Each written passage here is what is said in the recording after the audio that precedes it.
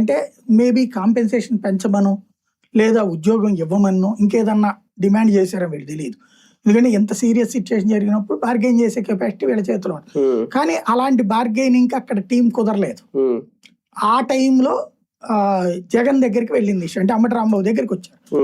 Ambati Rambabu information వాళ్ళు ఇచ్చిన ఫోటోలు, లేకపోతే అంబటి రాంబాబు ఏమైనా వెళ్ళి సీక్రెట్ కెమెరాలు తీయడు కదా, ఫోటోలు తీసి వచ్చాడు. ఫోటోలు వచ్చినాయి, అతను రిలీజ్ చేశాడు. చేయగానే వీళ్ళు దాన్ని ఎప్పుడైతే అంబటి రాంబాబు వీడియో రిలీజ్ చేశాడు వెంటనే తెలుగుదేశం సంబంధించిన ఐటీడీపీ అంతా యాక్టివేట్ అయింది.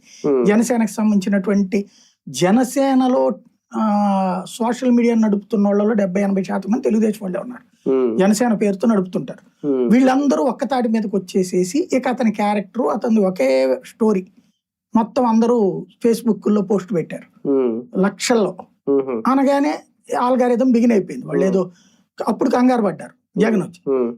ఆ పాయింట్ ఏది అంబటి రాంబాబు చెప్పగానే ఇది ఆటోమేటిక్ గా జనంలో చర్చ పెరిగిపోయింది. వాస్తవంగా అది వాళ్ళు ఎవరైనా మాట్లాడుకుని ఉంటే కనుక అంబటి రాంబాబు పెట్టాడు అయిపోయింది. అంబటి రాంబాబు చెప్పిన అన్ని వీడియోలకి ఏమన్నా స్పందన వచ్చిందా? ఇది కూడా లైట్ అయిపోయేది.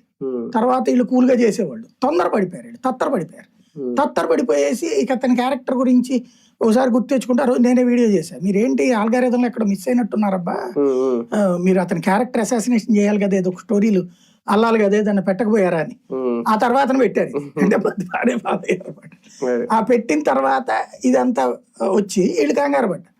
ఈ కంగారులో అదే అయ్యేటప్పటికి అతను జగన్మోహన్ రెడ్డి దగ్గరికి వీళ్ళు ఏం చేశారు,